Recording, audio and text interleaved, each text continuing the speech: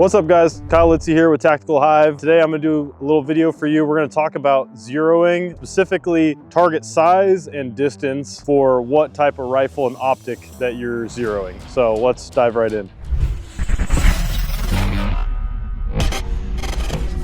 All right, so I'm gonna break it down to one optic type at a time.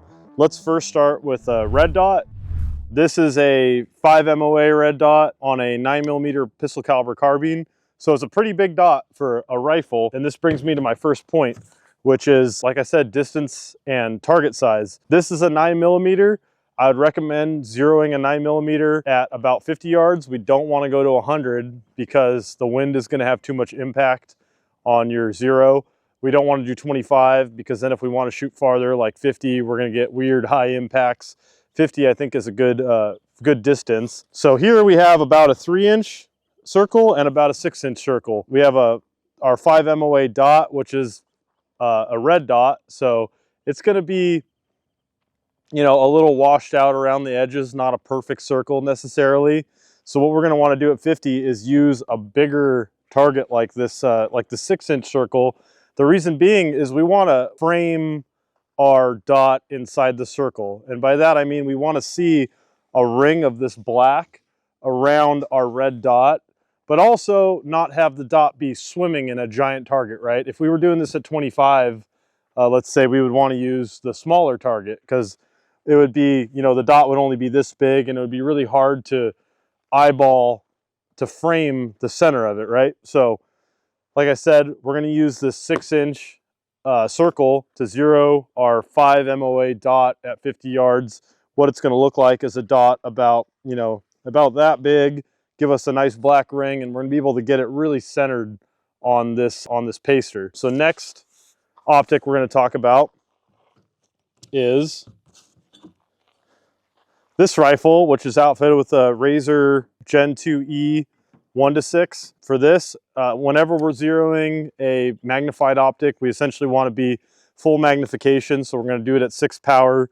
I always recommend zeroing a 5.56 rifle, or for that matter, even like a bolt action rifle at 100 yards, because it's minimal impact from the wind. We still get a pretty accurate zero. You know, the adjustments are coarse enough that we can actually see our adjustments. We're going to zero this guy at 100 yards. Coming back to the target, 6 power target, or 6 power scope at 100 yards. And we have, in the Razor, we have a nice red dot, and we're going to use that red dot on a lower setting so we can still see it. The dot is about 1, maybe 2 MOA is more like it. So what we're going to use is this smaller, about a 3-inch paster. And what that does is the same idea as the 5 MOA PCC dot. Is we're going to see a ring of this black around the red dot. So the red dot's probably going to cover up, you know, the 2 inner rings, and then we're still going to have a nice black outer rings that we can frame, and that's going to let us get it really precisely centered in the center of this dot. So I think you guys you'll like that. You'll see that you'll shoot better groups than, let's say, if you tried to zero on a little tiny paster like this. You would be obscuring the entire paster with your dot, and then obviously you have no idea where you're really aiming. You kind of lose your point of aim.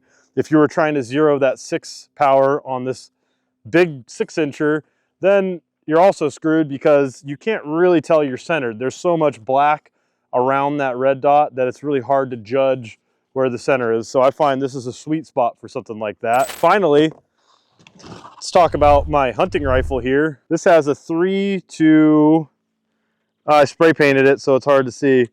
I think it's a 19 power. It's like 18 or 19 magnification. It's a high power scope, right? This is a bolt action 300 Winchester Magnum. A lot of zoom in the scope. Same thing as I said with the 1:6. We're going to go to maximum magnification when we zero this guy. And we're going to also zero this 300 Win Mag at 100 yards. I mean, obviously, I want to shoot, you know, animals at 500 yards with this gun, but I'm still going to zero at 100 because I don't want the wind to impact my zero in any way. And I still want to be able to see any air in my zero. Now, this is a little more flexible because we have so much magnification. We can really zoom in on these targets. And what I find is I can essentially use any of these. I could use this big 6-incher The reason being, I can easily put the center of my reticle is so clean and small that I can literally cover this tiny red dot in the center and still see the red, which gives me a precise point of aim. On this one, I can just obscure this red and I can pretty well frame that crosshair on this on the smaller dot, and then with this tiny 1 inch or less than 1 inch paster, I can easily, you know, I can frame it almost the same way that we were framing that big red dot on here. I can frame the center of my reticle on this tiny dot. So more flexible on what I can use and still feel precise with a magnified scope, but still 100 yards, same idea. And finally, the last thing I wanted to talk about, I don't have an iron sight rifle with me here. I was just at Kalash Bash and my rifle is still in transit, we'll say. But what I do with an iron sight rifle, this being a 7.62, a 5.56, really doesn't matter, is I will bring it into 50 yards. I will zero it at 50 yards despite it being a high power rifle. The reason being, you're gonna have more air with an iron sight. You know, it's not perfect. It's not correcting like you get with a red dot, and also you don't get the magnification that you get with a scope. So I like to bring that into 50 yards to get a more precise idea. And what I wanted to show you is what that's gonna look like and what size paster we wanna use for that. So at 50, this is a little too big where my front sight will be, you know, that'll be about the width of my front sight. And now my rear sight is over here, and it's really hard to judge where the center of it is.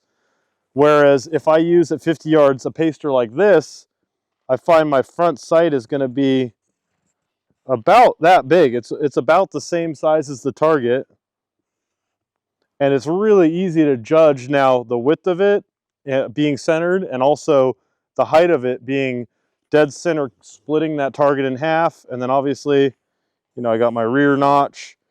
It's gonna be easy to get equal sight, equal light. The same would go if I had, you know, an aperture like a AR-15 where you have a circular aperture. You want to find 0 at 50. Every front sight's different. AKs are usually chunkier than ARs, but find something that you can easily frame that's about the same size or a little smaller than your front sight post in your vision. So like I said, 50 yards, small paster, that works for me great on an AK, or in this case, it's a Galil with the unrivaled iron sights that I'm running. I think that covers everything. That covers all the different sighting systems. It covers different calibers and also what target size we're gonna use for those. One last thing, I don't wanna go into too many details because I could talk about zeroing rifles for hours. This could be way too long of a video. I just wanted to focus on these two aspects, but one thing I wanna bring up is 3-round groups are bullshit.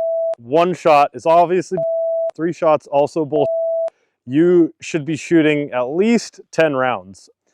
That being said, maybe if you're way off, you just got a brand new rifle, you could do 1 shot at a time until you're on the paster, you know, you're starting to get close. After that, when you're close, you need to shoot at least 10 shots and look at where the center of that group is to get a true reading. Otherwise, you're just guessing, and flyers also count.